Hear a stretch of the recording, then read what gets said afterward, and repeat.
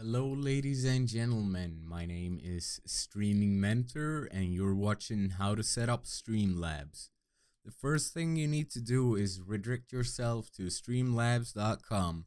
You'll have a link in the description, and you'll just click that and be redirected to this website. You click here, install it, and then you will be in here.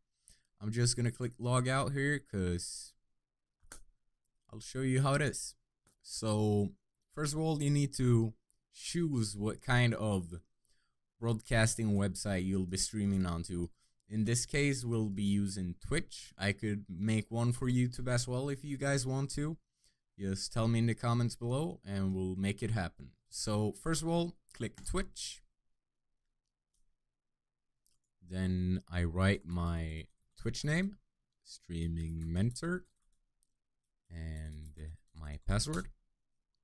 I was wrong, my bad. And I click agree. Then I have pre-written scenes. You won't have that. To get these scenes, you just go in here and then find yourself a nice free theme that you like and you install it. Usually these themes have alert boxes to them if they're well made. So you can install the overlay, then go back here and click here and install the alert box as well. And it should look something like this. If you're testing the widget in itself, like if the alert box is working, you click test widgets and follow. And that works perfectly. So we got that going for us. So after you change that, set up everything you want it and how it should be, all your scenes, you go into the cogwheel here up in the top right corner next to where you log out, where it says your Twitch name, and you'll be redirected to the general in settings. I would leave this as default. I could as well recommend you, if you don't know anything about your bandwidth on your internet connection, I recommend you to go into speedtest.net. I'll write that in the description as well. And write down your upload speed. So after doing that, I'd recommend you going into Run Auto Optimizer and running this, and click start, and it will do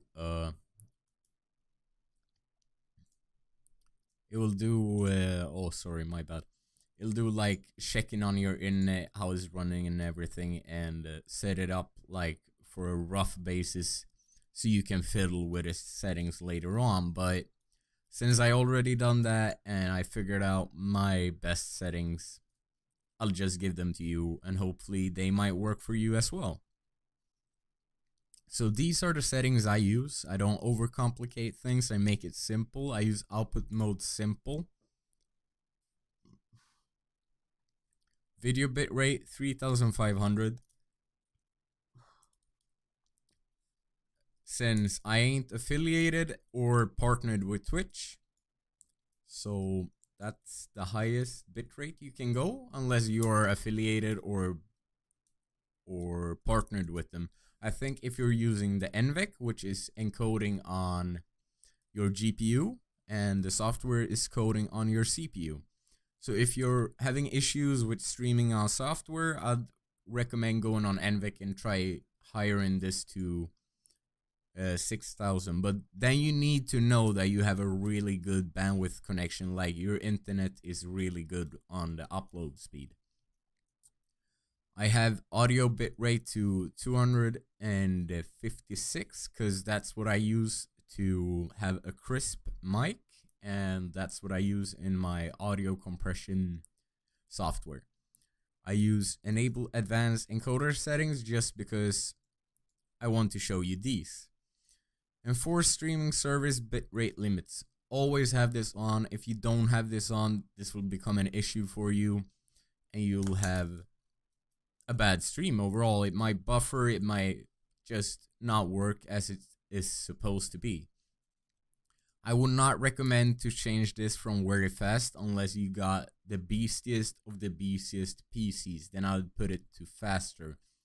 And if you got a streaming PC you're setting this up on, I'd recommend you to go on medium or slow if that's the only thing that computer is doing and it's still a quite high-end PC. But if you're like a normal person like me and only have one computer, you press very fast. You don't put it on super fast or ultra fast. Very fast is good. It's perfect. Don't move it. Custom encoder settings. Whatever people might tell you, don't put anything in here. If you want to do some custom encoder settings, I highly recommend you to look into what settings you can change yourself, and don't just copy paste, because that can ruin your entire stream as well. So don't change this at all. In the audio section I have default and disable, because I only use one audio line. If I'd be using more, I'd have more options on here, but I only use one line, so that's all I need. Same with the mic. I only use one mic, so one audio line is enough. This is my resolutions that I use when I stream to Twitch. I got 1920 x 1080, and the output, which is what is streamed out to Twitch, is 1280 times 720. So that's like the lower scale of that. It's a good resolution. I put this to 16 samples because it's a good working scaling method, and it gives you, I think it is 16 bits. Instead of samples, I'd equate to bits. You could use 32 as well. My friend recommended I use 16, so I go by that. You can change between these two and see whatever works better for you. Never use Bilnear. If you do that, it won't be watchable. But 16 or 32, whatever works better for you. FPS type, I'd use common FPS values and fiddle around with either 30, 45, or 60 frames. That's what I would do. I would not go lower than 30 frames, and I would not go higher than 60 frames. I don't have any hotkeys. I don't use that. You can implement that here. And if you have any questions about that, just hit me up in the comments. Process priority. This is default, same as the video. This I usually have on full. I don't know why it's partial, but this is, in my opinion, better to have on full because you want all the colors in the video when you stream. Audio monitoring device default. It's really basic stuff. If you want to put stream delay on your stream, that's where you do it. Advanced, and then scroll down until you see stream delay. You click enable and then write how many seconds you want to have delayed on your stream. This implements as well that Twitch has a default delay of 10 to 20 seconds normally, depending on connection to you and Twitch and the one watching. Automatically reconnect, 100%. I want that. It's enabled by default. Retry delay 10 seconds. So if you're starting to lose internet, it will reconnect by itself. This is default.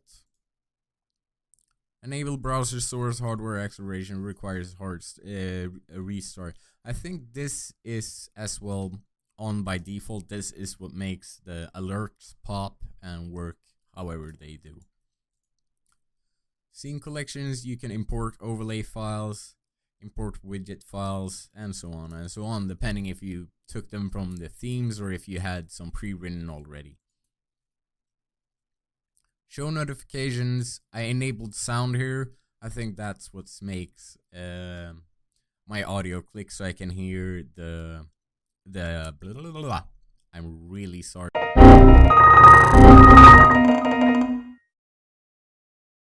for stuttering like this. This is what makes so I can hear the over. I'm really sorry. This is so I can hear the alerts when they go off. Like when I get a follow, like I showed you before. So that's one thing I changed. Appearance night mode because I prefer it. I don't like the light mode. It's so bright. I don't like it. Here you can change how big the text size is. I use default and I show the live dock, the chat, on the left side. I click this on because of how my screens are at the moment. You can have it on the right or the left. You could enable both of these. Yeah, you can. Some more emotes basically. That's about it. This is normally a browser plugin, both of these. Remote control, I really don't know. I guess you could just read through it. It basically says what everything does here. Yeah, that's pretty much about it. You get your stream key right away when you connect with Twitch. Normally you start on auto, but I changed it to Sweden since I'm from Stockholm, so I always wanted to be streaming to Stockholm server. And if I hit live here and I do like this, twitch.tv/streamingmentor.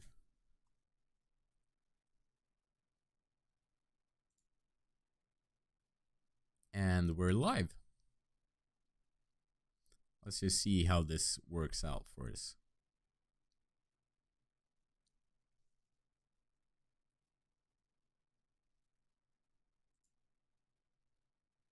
This is a preview window, by the way, of how the stream is looking. You can make it bigger or smaller.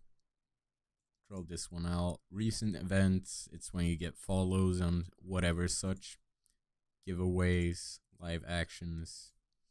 You'll figure that stuff out later on. And we're live, as said before.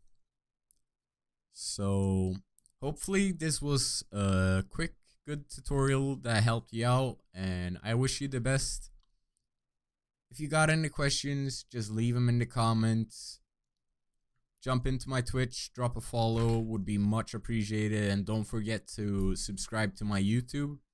Thank you for watching, ladies and gentlemen, and have a great day. Bye!